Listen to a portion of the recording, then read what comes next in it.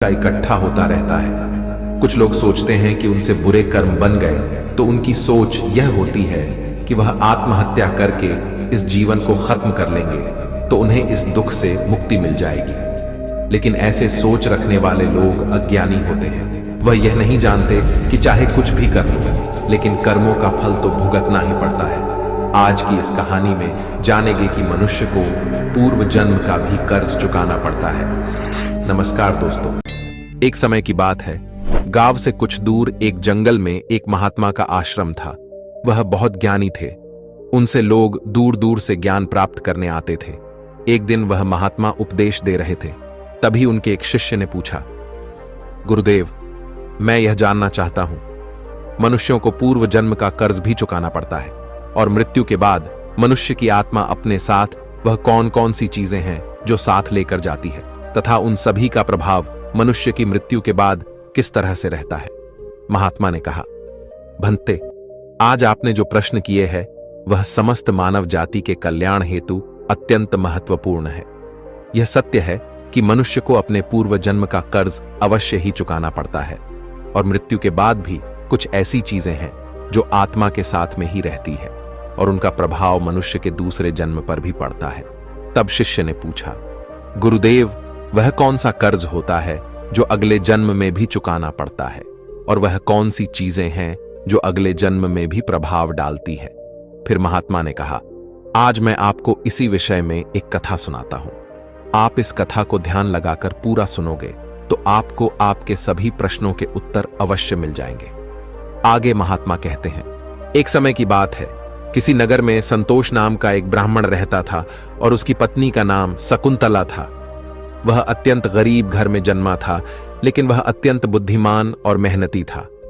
जब वह निर्धन था तब उसे धन की अधिक लालसा नहीं थी, लेकिन अपनी मेहनत के जोर पर जैसे जैसे उसके पास धन का संग्रह होने लगा तब वह दिन रात उस धन को बढ़ाने की चिंता में डूबा रहता था। उसकी पत्नी रूपाली भी धन की अत्यधिक लालची स्त्री थी। आप तो जानते ही हैं कि धन की लालसा ऐसी होती है जो बढ़ते धन के साथ साथ बढ़ती ही जाती है। संतोष अब ऐसा सोचता था कि काश उसे कोई ऐसी युक्ति मिल जाए जिससे कुछ ही दिनों में धन में हजारों गुना बढ़ोतरी हो जाए। पहले वह धन को चंचल और हाथ का मैल समझता था और कहता था, धन का क्या है, वह तो हमेशा आता जाता रहता है। लेकिन तब वह मूर्ख था। अब उसकी आंखें खुल गई थीं और वह धन का अत्यधिक संग्रह करने लगा। उस धन से दान, धर्म आदि करने लगा तथा वह साधु और मेहनतों की सेवा में लगाता था। पहले उसकी ईश्वर में बड़ी ही श्रद्धा थी, किंतु समय बीतने के साथ साथ धन के लालच की भड़कती हुई ज्वाला ने उसके अन्य सभी सद्गुणों को भी जला दिया। धन की लालसा ने उसकी अंतरात्मा को हमेशा के लिए नष्ट कर दिया। पहले जब भी संतोष के द्वार पर कोई साधु महात्मा आते तो उसका मुख फूलों की तरह खिल उठता था, परंतु अब आदर सत्कार के समय मुख पर निराशा और मायूसी ही रहती थी। एक बार की बात है, संध्या का समय था। संतोष के द्वार पर एक साधु आकर रुके और बोले, हे पुत्र, मैं एक यात्री हूं और आगे हरिद्वार को जाना है। आज की रात बिताने के लिए साधु को स्थान मिल जाए तो अच्छा होगा। मैं बड़ी ही आशा से आपके द्वार पर आया हूं। उस साधु का मुख संतोष की मूर्ति था, आंखों में अमृत और मुंह में शहद सी मिठास, जिस कारण से संतोष का हृदय भक्ति भाव से भर गया। वह उन्हें प्रणाम करते हुए बोला, जरूर महात्मा जी, आपकी सेवा करना तो मेरा परम धर्म है। तब वे साधु मुस्कुराते हुए कहते हैं, बेटा, आजकल के समय में तुम्हारे जैसे भक्ति भाव वाले पुरुष बड़ी मुश्किल से ही मिलते हैं। इस संसार से धर्म का भाव ही जैसे उठ गया है। इस प्रकार से साधु के मुख से अपनी प्रशंसा सुनकर संतोष का हृदय खिल उठा। उसको ऐसा प्रतीत हुआ मानो उसे स्वर्ग में ही स्थान मिल गया हो। उसके होठों पर शब्द आ ही गए थे, लेकिन उन्हें दबा दिया और उनसे कहा, महाराज, अगर हम आप जैसे संतों की सेवा नहीं करेंगे तो इस मानव जीवन का क्या लाभ। ऐसा कहते हुए संतोष उन महात्मा को अपने घर के अंदर ले गया। जब उन्होंने घर में प्रवेश किया तब संतोष ने उनके स्वागत सत्कार में कोई कमी नहीं छोड़ी। खाने के लिए स्वादिष्ट भोजन बनवाया, नाना प्रकार की मिठाई बनवाई। उसके बाद दाल और सब्जियों में इतना घी डाला जैसे नदी की धारा में जल बहता है।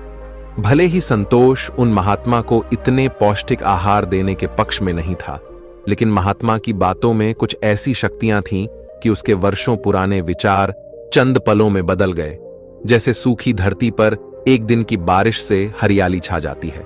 इस भक्ति भाव से महात्मा का दिल खुश हो गया। रात भर बातें होती रही, ज्ञान और भक्ति की चर्चाएं चलती रहीं। अंत में संतोष ने पूछा कि महात्मा जी, आप साधु कैसे बने?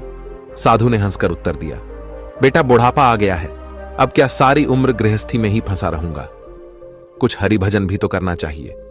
ईश्वर कृपा से बहुत धन कमाया है। मेरे 3 पुत्र हैं और एक कन्या भी है। अब सारी धन दौलत उन्हें बांट दी है और अब तीर्थ यात्रा को जा रहा हूं। फिर कुछ समय के पश्चात संतोष ने साधु की तरफ देखा और पूछा, तो क्या आपने अपना सब कुछ बच्चों को दे दिया या अपने पास भी कुछ रखा है? तभी साधु ने उत्तर दिया, बेटा, मेरे हाथ में जो यह लाठी देख रहे हो, यह अंदर से खोखली है। इसमें मैंने 400 स्वर्ण मुद्राएं डाल रखी हैं।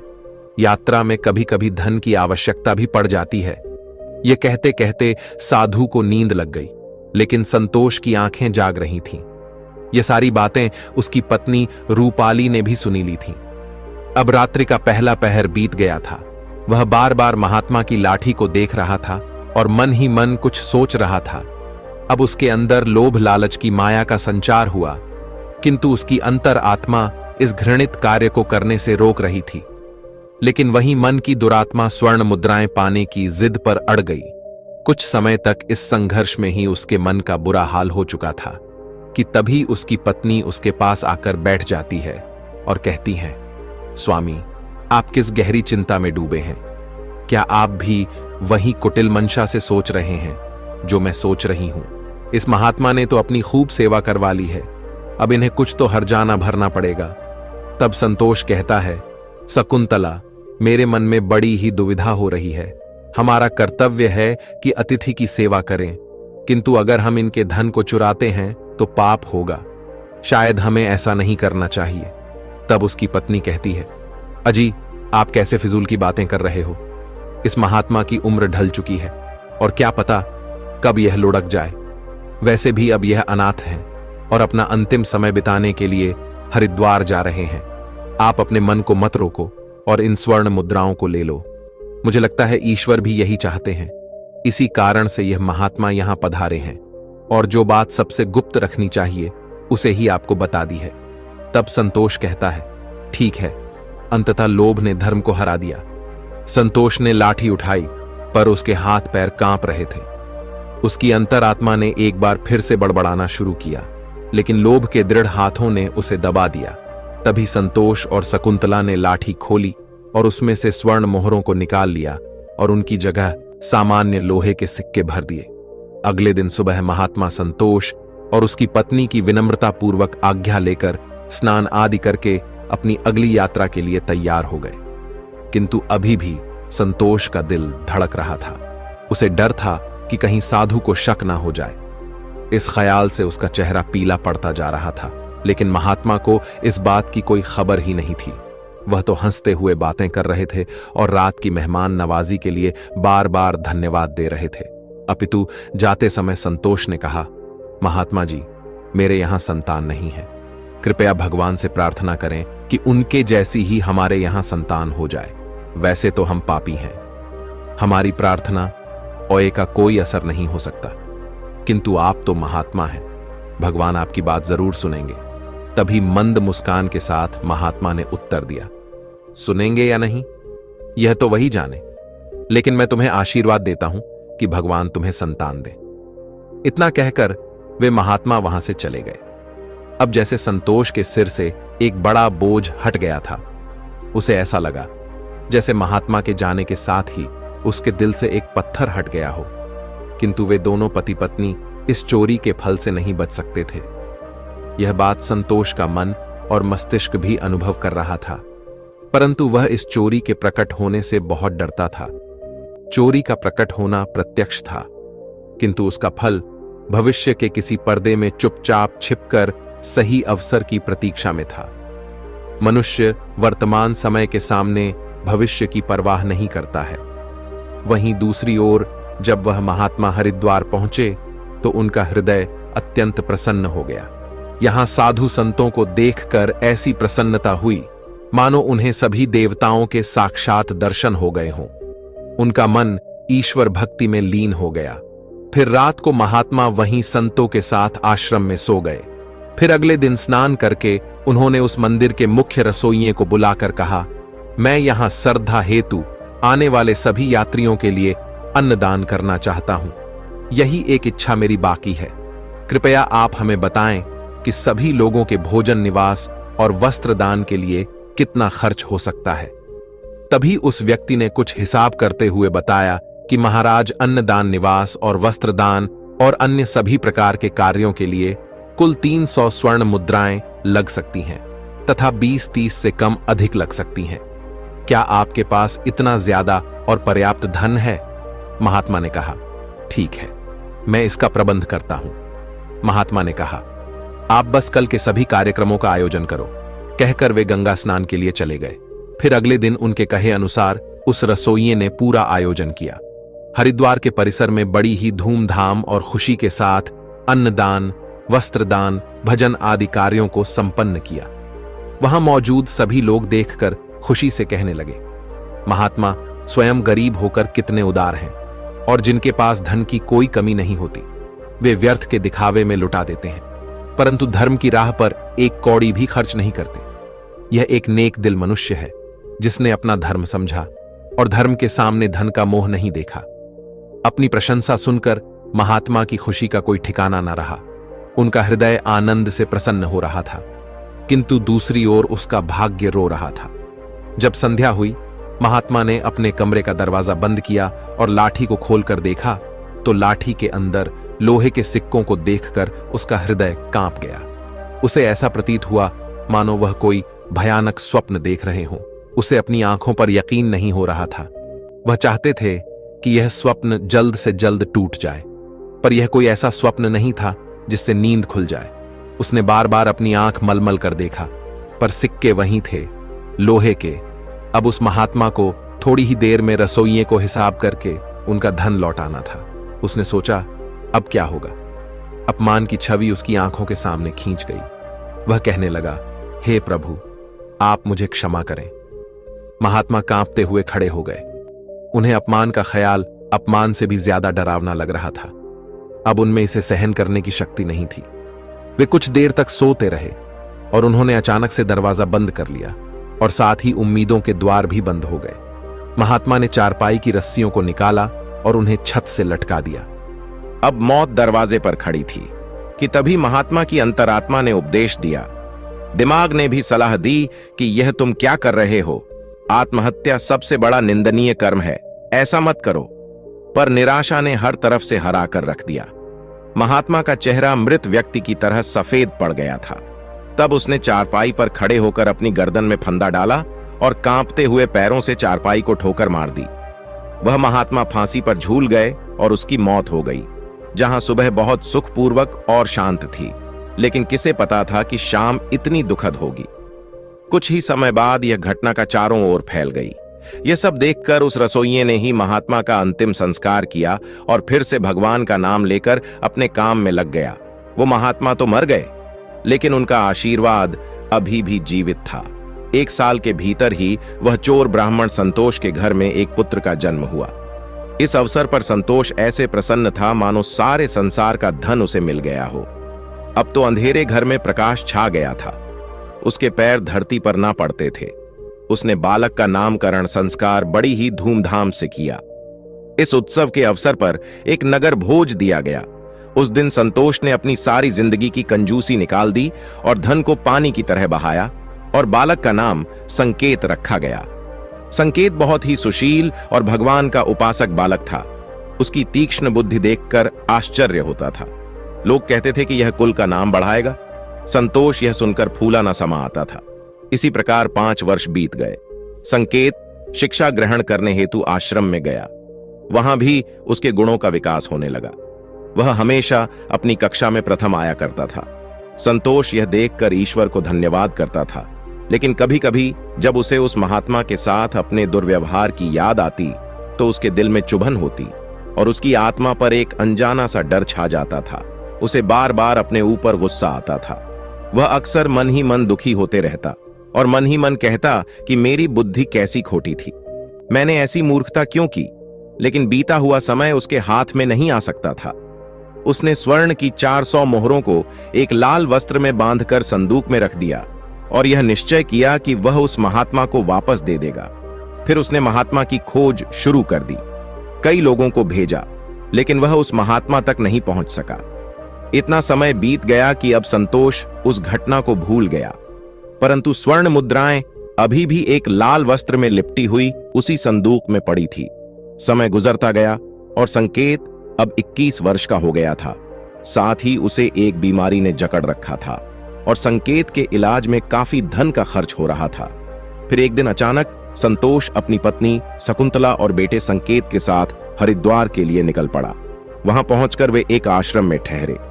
वहां संतोष को पता चला कि उनके बेटे संकेत का व्यवहार साधुओं जैसा हो रहा है। उसके अंदर वैराग्य आ रहा है। वह दिन रात साधुओं के डेरे में समय बिताता और जब भी किसी दीन दुखी या गरीब को देखता तो उसकी मदद करता था। इसे देखकर संतोष बहुत परेशान होता था, पर वह कुछ कर नहीं पाता था। संकेत उसकी इकलौती संतान थी।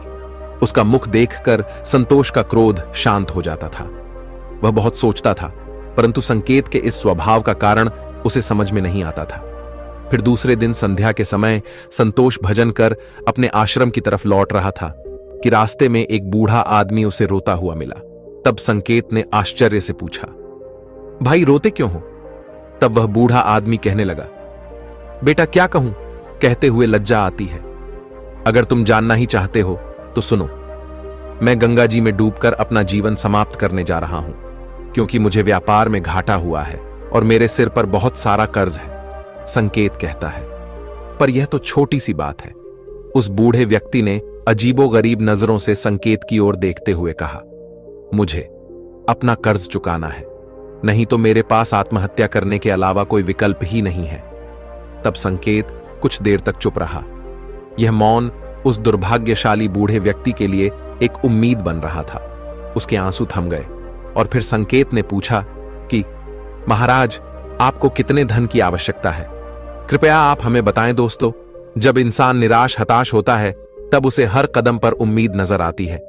उस बूढ़े व्यक्ति ने हिसाब लगाकर जवाब दिया और कहा कि मेरे सिर पर लगभग 400 स्वर्ण मुद्राओं का कर्ज है। संकेत फिर से कुछ देर के लिए चुप रहा। फिर उसने कहा, महाराज आप चिंता मत करो, आप बस इसी गंगा के तट पर मेरी प्रतीक्षा करो। मैं बस अभी वापस आता हूं। आपके लिए मैं कहीं से धन का संग्रह करके लाता हूं। तब बूढ़े आदमी ने कहा, बेटा यहीं पास में ही मेरी एक धर्मशाला है, तुम वहीं आ जाओ। उसी समय संकेत भागते हुए वापस आश्रम में आ पहुंचा। उस समय उसके हृदय में हलचल सी मची हुई थी। उसका चित्त व्याकुल था। वह चाहता था कि जितनी जल्दी हो सके बूढ़े बाबा का संकट दूर कर दे। उसे दिव्य शक्ति ने विश्वास दिला दिया था कि इस बूढ़े बाबा की सहायता करना मेरा धर्म है। वह एक विशेष भावुकता के साथ अपने आश्रम पर पहुंचा। तब उसके माता पिता कहीं बाहर गए हुए थे। अब संकेत का रास्ता साफ हो गया था। उसने संदूक पर जो ताला लगा हुआ था उसे एक पत्थर से तोड़ दिया। फिर संदूक को खंगालना शुरू कर दिया। निराशा ने अपनी जगह बना ली थी, लेकिन आशा ने बंधन बांध दिए थे। तभी अचानक आशा की एक किरण नजर आई। संकेत के हाथ में वह लाल वस्त्र आ गया। उसने उसे कांपते हाथों से खोला और उसका दिल कमल की तरह खिल उठा। उस रुमाल में पूरी 400 स्वर्ण मुद्राएं थीं। यह वही सोने की मुद्राएं थीं जिन्हें संतोष ने कभी एक महात्मा से चुराया था। जब मुद्राओं की गिनती की तो वे पूरी 400 ही निकली। संकेत का दिल प्रसन्नता से भर गया। उसने वह मुद्राएं अपनी जेब में डाली और वस्त्र को वापस संदूक में रख दिया और अति उत्साह के साथ उसी बूढ़े बाबा के पास जा पहुंचा और उन्हें वह मुद्राएं दे दी। दोस्तों, हर व्यक्ति को पूर्व जन्म का कर्ज चुकाना ही पड़ता है।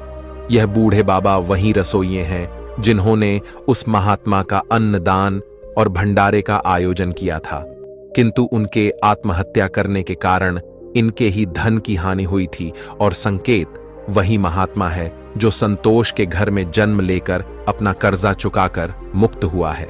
दोस्तों, अब आगे सुनो। होनी को कुछ और ही मंजूर था। जब संकेत वापस लौटा तो उसके मन में एक अनोखी शांति थी, मानो कि उसका जन्म इसी कार्य को पूर्ण करने हेतु हुआ था। अब उसकी बीमारी ने उसके ही प्राणों की आहुति ली। वहीं जब दूसरे दिन सुबह यह बात संतोष और शकुंतला को पता चली कि उनका पुत्र मृत्यु को प्राप्त हो चुका है, तो इस दुख के कारण उनका हृदय अत्यंत पीड़ा से भर गया और निराशा के साथ उन्होंने भी अपने प्राणों को त्याग दिया। जब उन तीनों की मृत्यु हुई तो उसी रसोइये ने उनका अंतिम संस्कार किया। जब उन तीनों की आत्माओं को यमराज के दरबार में लाया गया, तब यमराज ने संकेत को स्वर्ग में भेज दिया। वहीं दूसरी ओर संतोष और उसकी पत्नी शकुंतला को घोर नरक में डाल दिया।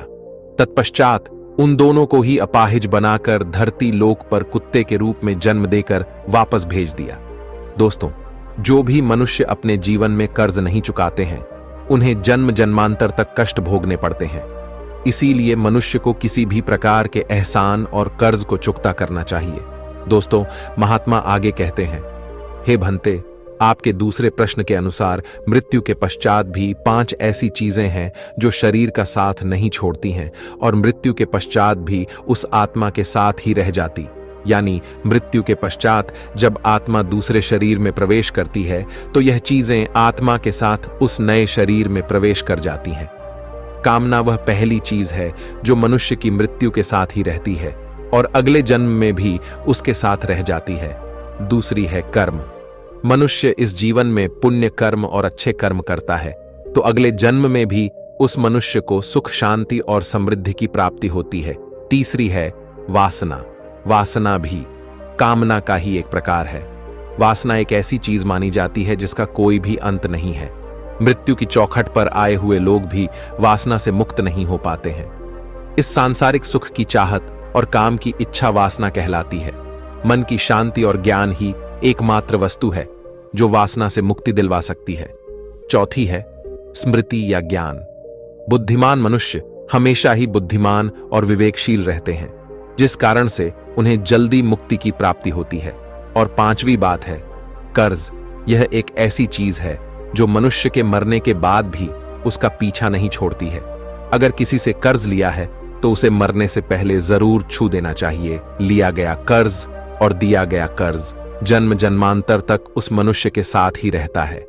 अगर कोई मनुष्य कर्ज लेकर मरता है तो उसका कर्ज परलोक में वापस मांगा जाता है, साथ ही उसे अपने कर्ज की सजा भी दी जाती है।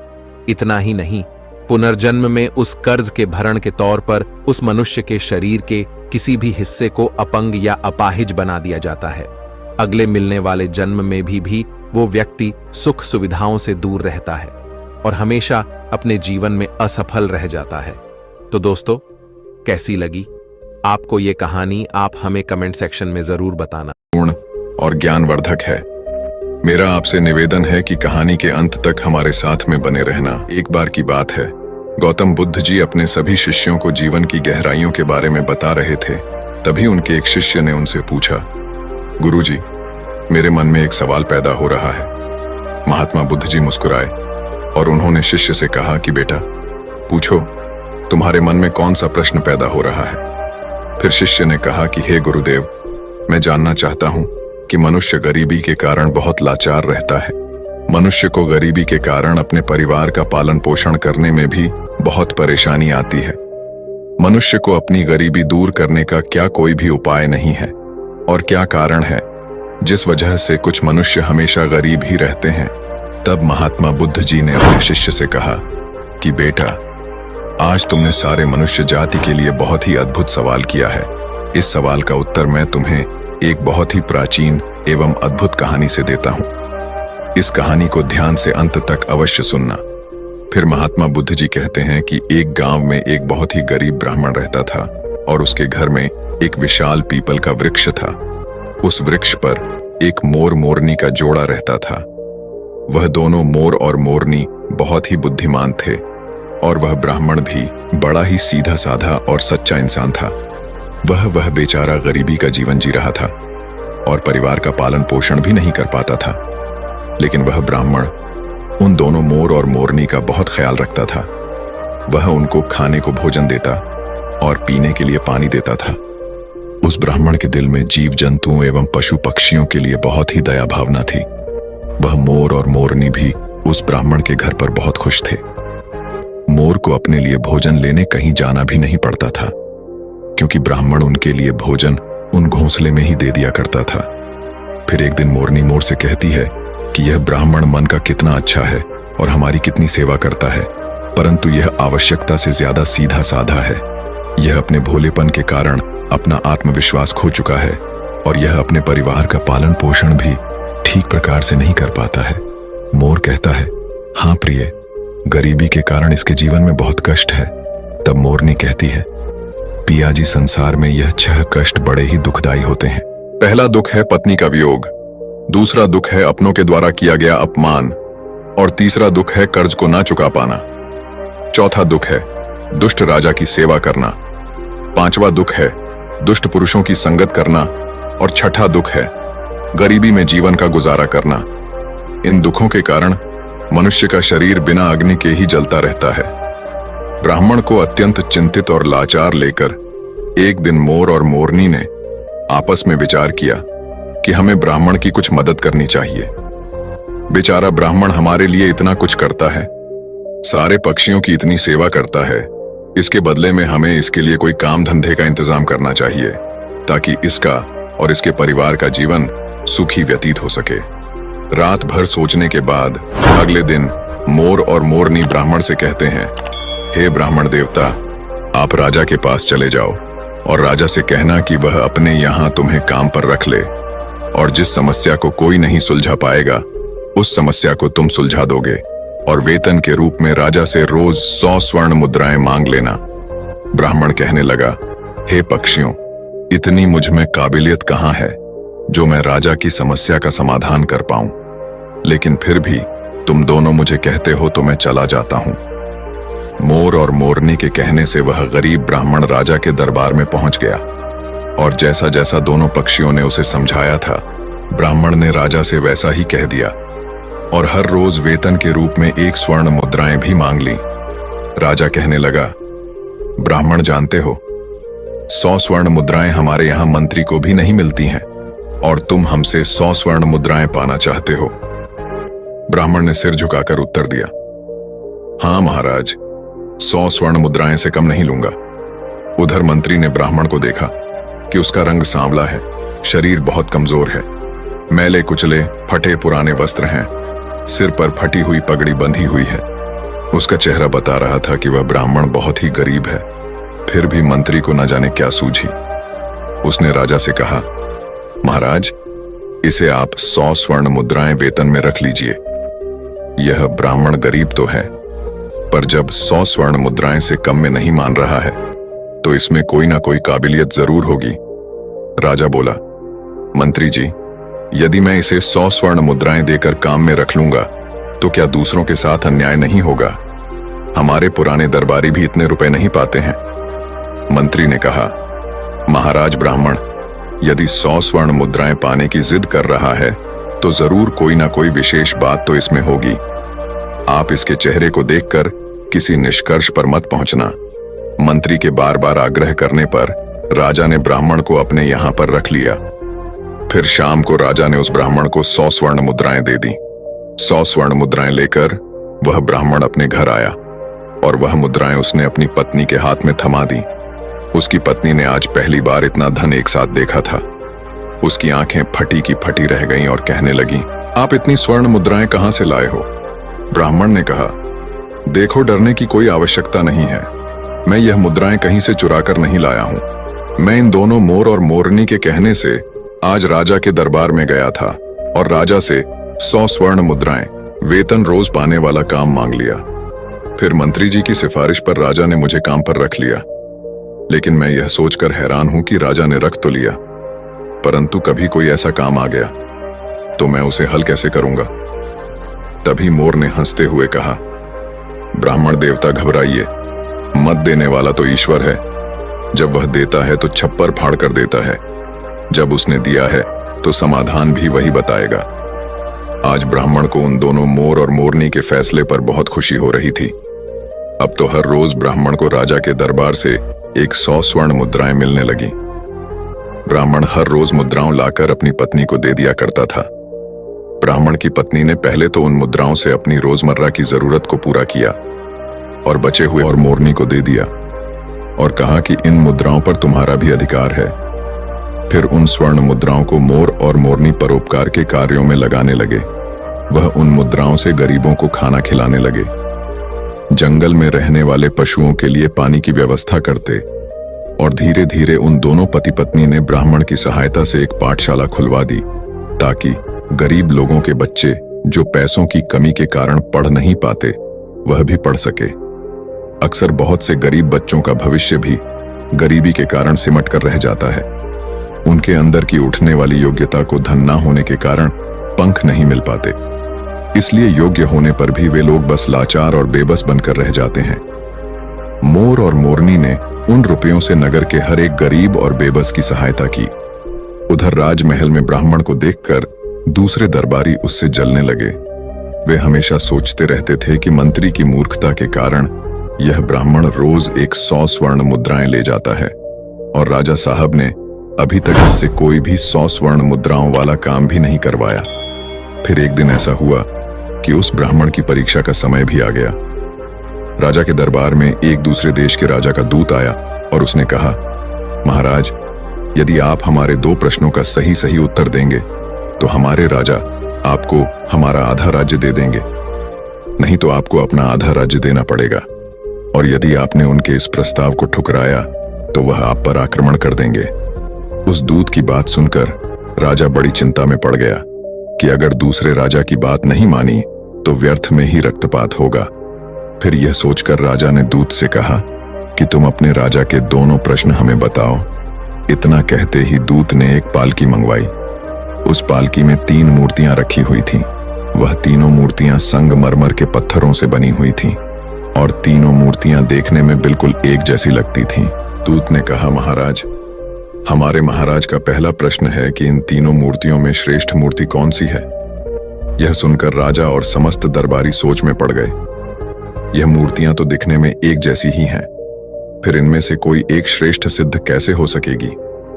राजा सहित राजा के सभी दरबारी उन मूर्तियों में अंतर सिद्ध नहीं कर सके। तभी अचानक मंत्री को याद आया कि हमने 100 स्वर्ण मुद्राएं वेतन वाले एक ब्राह्मण को किस लिए रखा है। फिर राजा ने तुरंत उस ब्राह्मण को बुलाया और उसे तीनों मूर्तियों में अंतर ढूंढकर श्रेष्ठ सिद्ध करने के लिए कहा। बेचारा भोला भाला ब्राह्मण मूर्तियों को देखकर आश्चर्य में पड़ गया कि इन तीनों मूर्तियों में अंतर को कैसे पता किया जाए। यदि नहीं बता पाया तो राजा नौकरी से निकाल देगा। अब तो दरबार में जलने वाले लोग भी सोचने लगे कि आज इस ब्राह्मण का खेल खत्म हो जाएगा। काफी देर मूर्तियों को गौर से देखने के बाद भी ब्राह्मण को कुछ समझ में नहीं आया, तो ब्राह्मण ने कहा, महाराज, इन मूर्तियों को एकांत कक्ष में रखवा दीजिए, तब तक मैं अपने घर होकर आता हूं। लौटकर मैं इन तीनों मूर्तियों का अंतर और इनमें से सबसे श्रेष्ठ मूर्ति कौन सी है यह मैं आपको जरूर बता दूंगा। इतना कहकर ब्राह्मण अपने घर को चला गया। उधर राजा ने उन मूर्तियों को एकांत कक्ष में रख दिया। ब्राह्मण सीधा अपने घर गया और पूरी बात मोर और मोरनी को बताई। यह बात सुनकर मोर ने कहा, ब्राह्मण देव, जब तीनों मूर्तियां दिखने में एक जैसी है तो अंतर जरूर उनके अंदर होगा। तुम एक काम करना, एक पतला सा तार उन मूर्तियों के कान में डालना। वह तार कहां निकलता है यह बात आकर मुझे बताना और मैं आपको उनका अंतर समझा दूंगा। ब्राह्मण तुरंत राजमहल में गया और मूर्तियों के पास गया और एक पतला सा तार उनके कान में डालकर देखने लगा। पहली मूर्ति के कान में तार डाला तो वह तार दूसरे कान से बाहर निकल गया। फिर दूसरी मूर्ति के कान में तार डाला तो वह मुंह से बाहर निकल गया। फिर तीसरी मूर्ति के कान में तार डाला तो वह तार बाहर ही नहीं निकला। ब्राह्मण ने पूरी बात आकर मोर को बताई। तब मोर ने उसे समझाया कि पहली मूर्ति के कान के छेद आर पार है।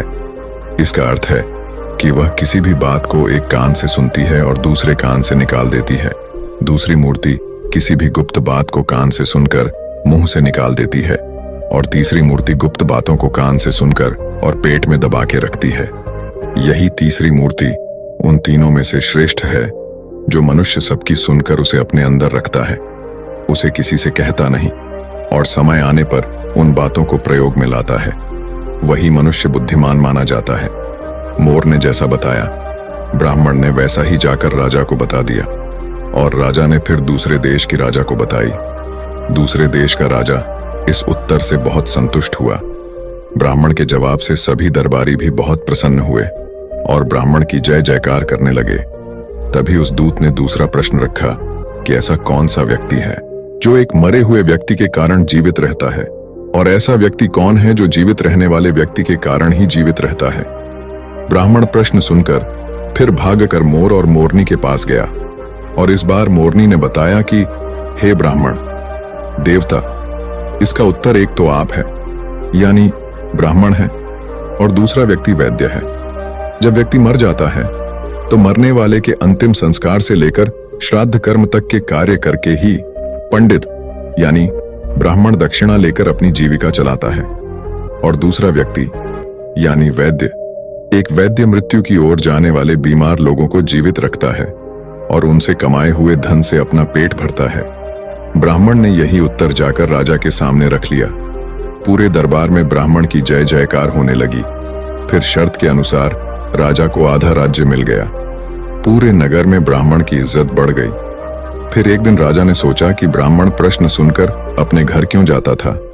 जरूर इसका कुछ कारण था। राजा के पूछने पर ब्राह्मण ने बताया कि उसके घर के बाहर एक पीपल का पेड़ है। उस पेड़ पर एक मोर और मोरनी का जोड़ा रहता है। वे दोनों पति पत्नी बहुत बुद्धिमान हैं। उनके कहने पर ही मैं आपके यहाँ नौकरी कर रहा हूं, और उन दोनों ने ही इन प्रश्नों के उत्तर मुझे बताए हैं। यह सुनकर राजा बहुत खुश हुआ। फिर राजा ने दोनों मोर और मोरनी को अपने महल में बुलाया और उनसे पूछा, तुमने यह ज्ञान कहां से प्राप्त किया है? तब दोनों पक्षियों ने मुस्कुराकर जवाब दिया, महाराज, हमने यह ज्ञान इसी ब्राह्मण से पाया है जिनके घर में हम रहते हैं। यह ब्राह्मण बहुत ही विद्वान, इन्होंने शास्त्रों का बहुत अध्ययन किया है। जब यह ब्राह्मण शास्त्रों का अध्ययन करता था तो हम पेड़ पर बैठे बैठे सुनते थे। यह इन्हीं की कृपा का फल है महाराज। यह ब्राह्मण बहुत ही सीधा साधा है। इनमें आत्मविश्वास की कमी थी। यह जीवन भर अपने सीधेपन से गरीबी का दुख भोगता रहा। इस बार इन्होंने हमारी सलाह मानी और यह सफल हो गए।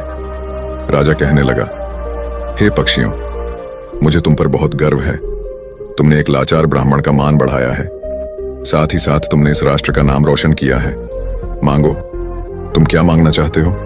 तब मोर कहता है, महाराज, मैं चाहता हूं कि हमारे नगर में सभी जीव जंतुओं का जीवन सुखमय हो और कोई भी पक्षी या कोई भी जानवर भूख या प्यास के कारण ना मरे। मोरनी भी कहती है, महाराज, मैं चाहती हूं कि हमारे राज्य में बेटों की तरह ही बेटियां भी शिक्षा प्राप्त करें। कहते हैं जहां नारी अज्ञानता के अंधकार में भटकती है वहां पर कभी सुख शांति नहीं आ सकती। नारी अपनी संतान की गुरु होती है। यदि वह शिक्षित होगी तो उसकी संतान भी शिक्षित होगी। मोर और मोरनी के कहने पर राजा ने अपने राज्य में नारी शिक्षा और जीव जंतुओं की सेवा को बहुत अधिक बढ़ावा दिया। दोस्तों, कहानी का अंत करते हुए महात्मा बुद्ध जी कहते हैं कि जिस प्रकार सुंदर से सुंदर फूल भी बिना सुगंध के व्यर्थ है, उसी प्रकार मनुष्य चाहे कितना ही रूपवान हो, बलवान हो, बड़े कुल में पैदा हुआ हो, विद्या के बिना और